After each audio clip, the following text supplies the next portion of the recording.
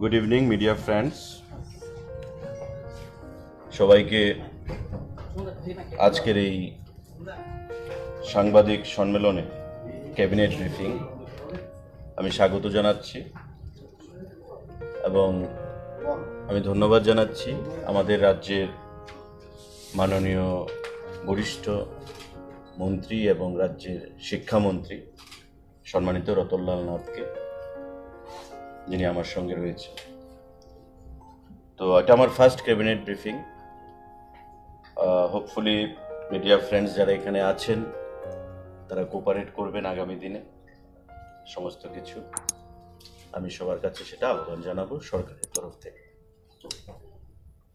কিছু গুরুত্বপূর্ণ সিদ্ধান্ত যেটা আপনাদের মাধ্যমে আমরা রাজ্যের জনগণকে জানাতে চাইছি, সেটা হচ্ছে আমাদের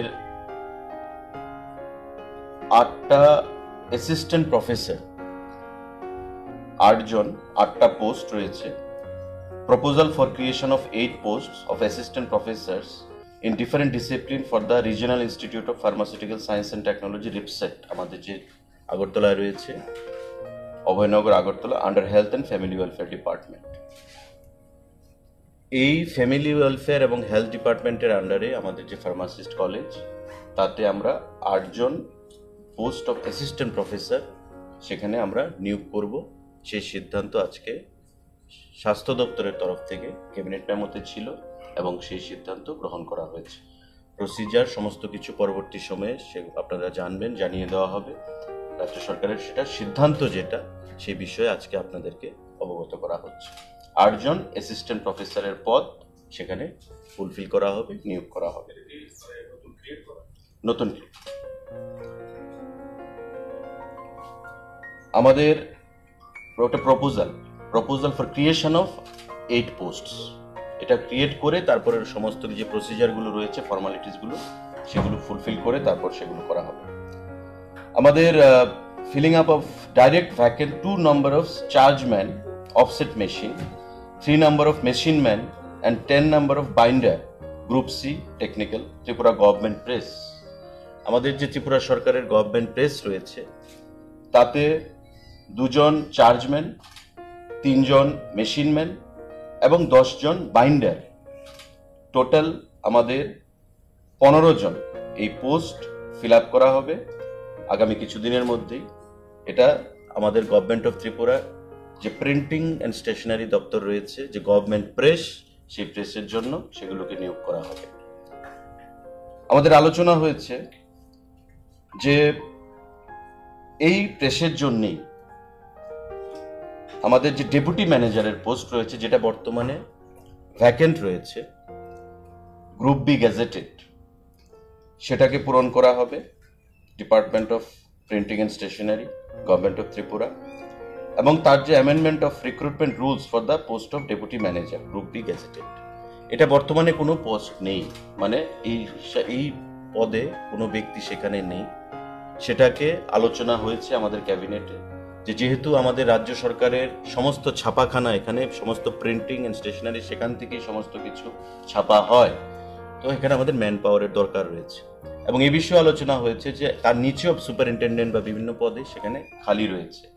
বর্তমানে আমরা ডেপুটি ম্যানেজারের যে পোস্টটা রয়েছে, আপনারা জানেন যে আমাদের এই যে গভর্নমেন্ট প্রেস রয়েছে প্রিন্টিং অ্যান্ড স্টেশনারি ডিপার্টমেন্টের আন্ডারে, সেটা একজন ডাইরেক্টর সেখানে মানে রয়েছেন, অফিসার ডাইরেক্টর লেভেলে, কিন্তু তার আন্ডারে কোনো ডেপুটি ম্যানেজার নেই। তো আমরা ডেপুটি ম্যানেজারও সেখানে আগামী দিনে নিয়োগ করতে চলেছি। আমাদের proposal for creation of 1 post for senior scientific assistant for establishment of lie detection division, state forensic science and laboratory under home department. আমাদের এখানে একটা post senior scientific assistant for establishment of lie detection division, home দপ্তরের আন্ডারে সেটা করা হবে। এবং অন্যান্য যে দপ্তরের যে ভ্যাকেন্ট পোস্টগুলো রয়েছে, যেটার কথা আমরা বলছি আজকে এখানে, যে পূরণ করা হবে, ঠিক তাদের সঙ্গে এই পোস্টটাও আমরা আগামী দিনে ফিল আপ করব। আবার স্বাস্থ্য দপ্তরের অধীনে 125 জন ল্যাব টেকনিশিয়ান, যেটা একটা গুরুত্বপূর্ণ সিদ্ধান্ত আজকে আমরা ক্যাবিনেটে উপনীত হয়েছি এবং আলোচনা হয়েছে, এবং আগামী দিনে সমস্ত ফর্মালিটিসগুলো ফুলফিল করে এই রিক্রুটমেন্ট করা হবে যে 125 জন যে ল্যাব টেকনিশিয়ান, কারণ আমরা দেখেছি যে কোভিড প্যান্ডেমিকের সময় আমাদের ল্যাব টেকনিশিয়ানরা একটা গুরুত্বপূর্ণ ভূমিকা পালন করেছে, এবং এই ল্যাব টেকনিশিয়ানরা যদি বিভিন্ন হাসপাতালগুলোতে, জেলা হাসপাতালগুলোতে এবং আমাদের যে আগরতলা যে মেইন হাসপাতাল তাদের মধ্যে যদি আমাদের না থাকে আগামী দিনে, তবে বিভিন্ন টেস্ট বা বিভিন্ন সময়ে বিভিন্ন পরীক্ষা নিরীক্ষা করতে আমাদের অনেক অসুবিধার সম্মুখীন হতে হয়। তো যা অ্যাভেলেবেল পরিকাঠামো বা ইনফ্রাস্ট্রাকচার আমাদের রয়েছে তার উপর ভর করেই আমরা কিন্তু আজকে কোভিড প্যান্ডেমিকে, আপনারা যদি জানেন আপনারা খুশি হবেন যে 1.55% এসছে ওয়েস্ট ডিস্ট্রিক্টে। কোথায় 17-16% ছিল, আজকে সেটা 1.55%-এ চলে এসছে। তো this is a big achievement so far hour government is concern. এবং এতে করে সারা রাজ্যের আমাদের যে বাকি 7টা জেলা, ওয়েস্ট জেলাকে যদি আমরা বাদ দিই, তাতে তার পার্সেন্টেজটা আরও অনেক কম। তো মানে আমরা ধরে নিতে পারি যে কোভিড যে pandemic, it is in declining mood, এবং আগামী দিনে আমাদের যে পূজার মধ্যে আমাদের অনেকটা সতর্ক থাকতে হবে। তাই রাজ্য সরকার এখানে সিদ্ধান্ত নিচ্ছে যে আমাদের যে ল্যাব টেকনিশিয়ান যে 125টা পোস্ট রয়েছে তা সমস্ত ফর্মালিটিস পূরণ করে আগামী দিনে সেগুলোকে পূরণ করা হবে।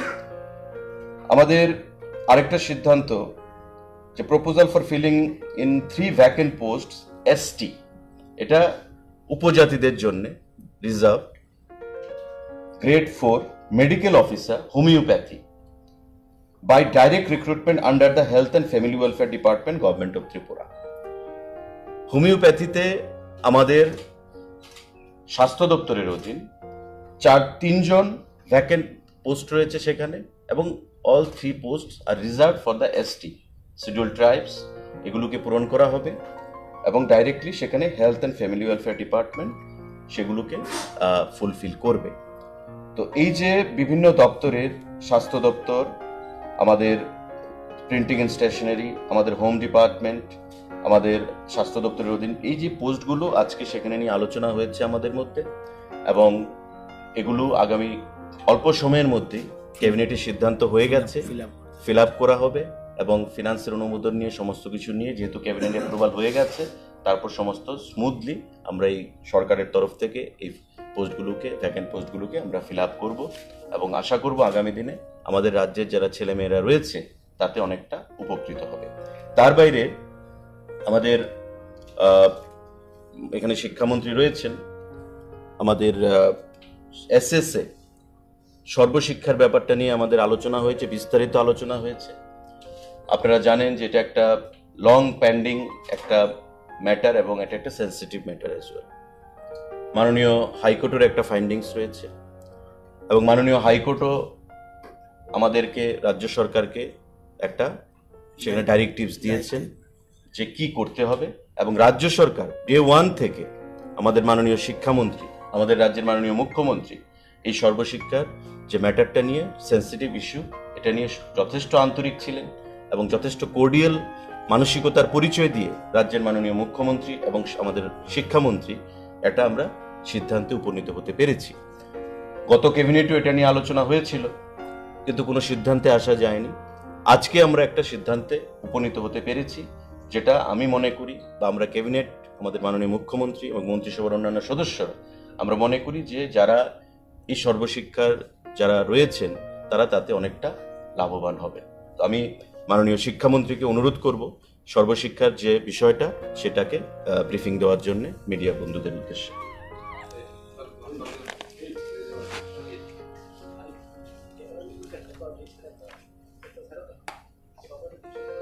আপনারা জানেন যে সর্বশিক্ষা অভিযান প্রকল্পে সমগ্র শিক্ষা অভিযানে সমগ্র শিক্ষায় মোট কর্মী রয়েছে 5176, 5176, প্রাইমারি 2634, আপার প্রাইমারি 2542, এই টোটাল 5176। তাদের পক্ষ থেকে উচ্চ আদালতে মামলা করা হয়।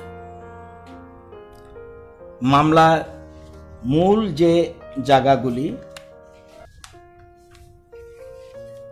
মামলার রায় দেয় 23/2/2021।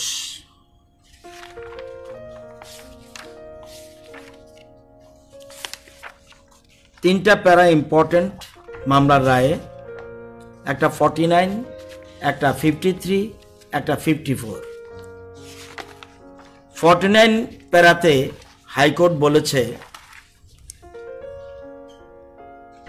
coming to the last of the government's objection regarding qualification of the teachers. To begin with, we are not inclined to go into individual qualification held by every teacher, which of course would be subject matter for the government to examine. We only propose to clear certain legal issues. কারণ হাইকোর্টে যখন মামলা চলছিল, পিটিশনারের পক্ষে বলা হয়েছিল, the petitioners have pointed out that they have all cleared DLED examinations successfully and for which they have been granted certificates by the recognized institutions. Actually এটা ঠিক নয়। তো সেই জন্যই হাইকোর্ট যথারীতি বলেছে যে আমাদের তথ্য দেখা যায় যে সবাই কিন্তু ডিএলএড কোয়ালিফাইড নয় বা ট্রেন নয়। তারপরে সেই জন্য আদালত বলেছে এটা government will decide individual petitioner. Mainly 53 প্যারা কোর্ট বলেছে, we are therefore of the view that the petitioners must receive the remuneration in regular scale of pay assigned to the primary, upper primary government teachers. অর্থাৎ তাদেরকে তুমি বেতন দিয়ে দাও যারা যেহেতু কাজ করছে, রেগুলার স্কেল দাও, রেগুলার বেসিক স্কেল দাও। আর 54-এ সে আসলটা বলছে, the petitioners would have a right to be regularized after 10 years of continuous and uninterrupted engagement from initial appointment. It would be up to the government to consider them for regularization either in existing vacant posts of government teachers or to sanction new posts of associate teachers by creating such cadre if so advised. It would be open for the government to frame a scheme providing for further terms and conditions on which such regularization shall be done. ইচ্ছা করলে এই রায়ের বিরুদ্ধে government এসএলপিতে যেতে পারত, কিন্তু রাজ্য সরকার, রাজ্যের মুখ্যমন্ত্রী বা রাজ্য মন্ত্রিসভা চায় না যে দীর্ঘদিন ধরে সর্বশিক্ষার কাজে যুক্ত, সর্বশিক্ষা যেহেতু সোসাইটির আন্ডারে, এটা ডাইরেক্ট গভর্নমেন্টের আন্ডারে না, সোসাইটির আন্ডারে, ইচ্ছা করলে গভর্নমেন্ট যেতে পারত, কিন্তু না, গভর্নমেন্ট বলছে না, আমাদের যতটুকু ক্ষমতা আছে ততটুকু আমাদের করে দেখানো উচিত। সেই জন্য গভর্নমেন্ট আজকে থ্রেড বেড ডিসকাশনের পরে সিদ্ধান্ত নিয়েছে যে যারা, এটা আপনাদের জেনে রাখা ভালো, এখানে টেট কোয়ালিফাইড আছে 45-এর মতো, অ্যাকুরেট ফিগারটা আরো বাড়তেও পারে, 45-এর মতো। আর অ্যাট প্রেজেন্ট ট্রেন্ড, অর্থাৎ D El Ed training during the in service period 4502 রয়েছে যারা ডিএলএড কমপ্লিট করেছে।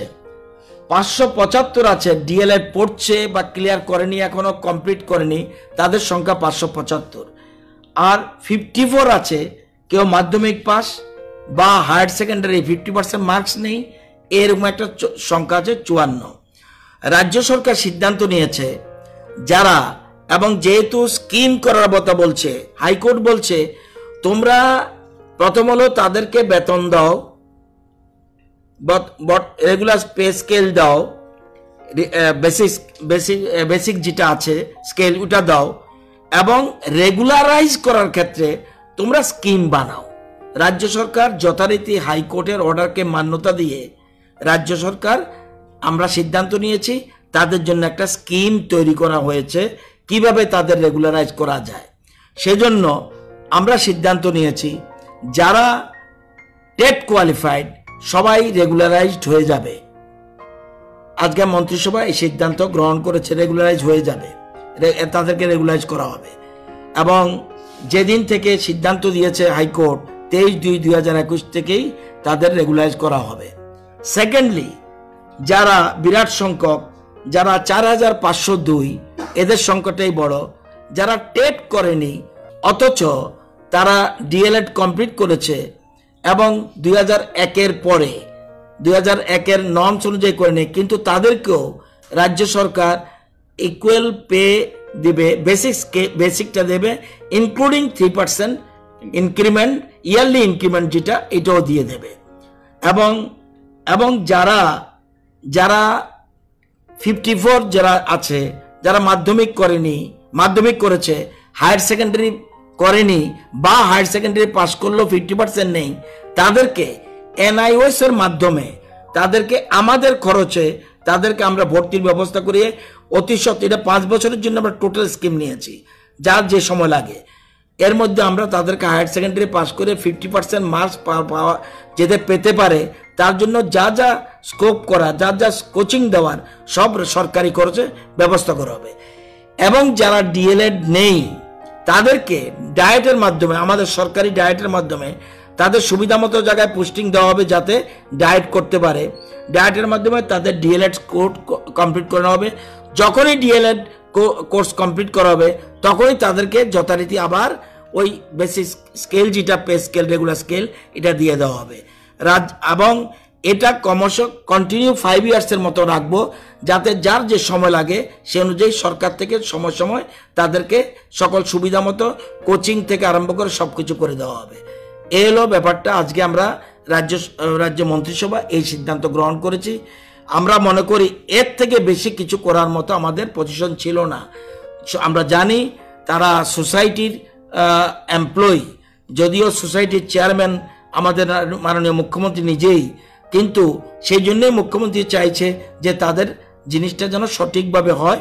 এই জন্য রাজ্য মন্ত্রিসভা আজকে এই সিদ্ধান্ত, এবং এটা আমরা মনে করি এটা তাদের জন্য খুব গুরুত্বপূর্ণ সিদ্ধান্ত আমরা মন্ত্রিসভা গ্রহণ করেছি।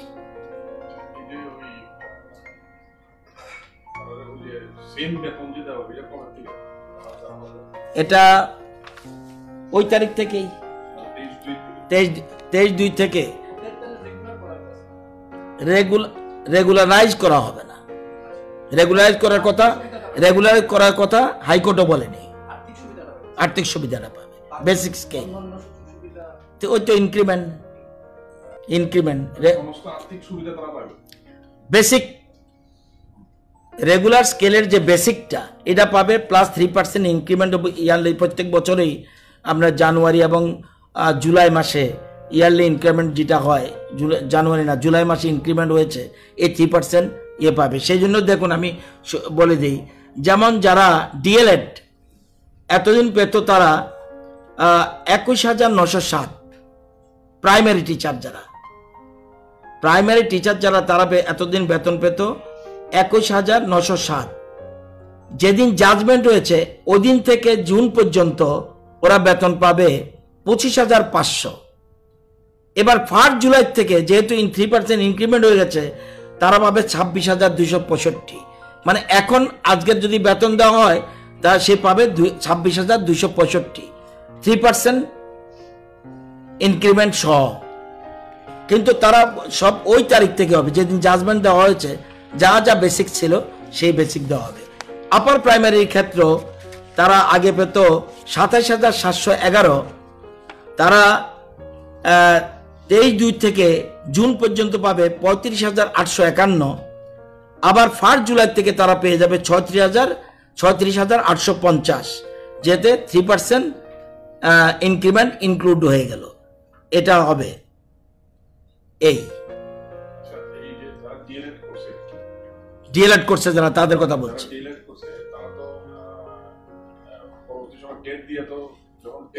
যেদিন টেট হবে সেদিনই তারা রেগুলারাইজড, নতুবা বেসিক হবে।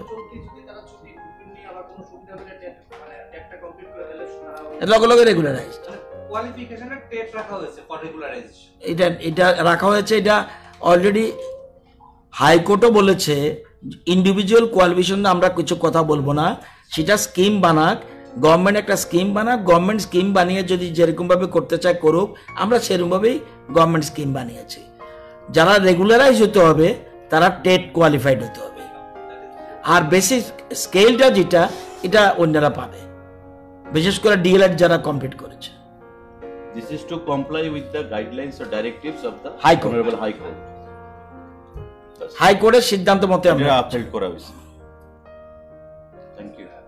আচ্ছা, একটু অন্য প্রসঙ্গে যাবো না? এই অন্য যে আপনি যে অন্য রিক্রুটমেন্টের কথা বললেন বিভিন্ন দপ্তরে, মানে রিক্রুটমেন্ট সিস্টেম কি থাকে? দপ্তর নিচে করবো না? এটা যেমন ল্যাব টেকনিশিয়ান আমাদের যে 125টা department. হেলথ ডিপার্টমেন্টের ল্যাব টেকনিশিয়ানের কোর্স আছে, এখন দপ্তর বিবেচনা করব। আজকে আমরা সাংবাদিক সম্মেলনে আমরা আপনাদের বলেছি the decisions we have taken, okay, প্রসেসটা department will take. Modalities it will be decided by the concern department দেখবে যে ডিসিশন কি নেবে, কি মডালিটিস হবে, কি স্ট্র্যাটেজি হবে, এটা তারা দেখবে। তো ডিসিশন হ্যাজ বিন টেকেন যে আমাদের এই পোস্টে আমাদের কত নাম্বার অফ ভ্যাকেন্সি আছে বা আমরা ক্রিয়েট করেছি সব দপ্তর, তার উপর সেখানে রিক্রুটমেন্ট হবে।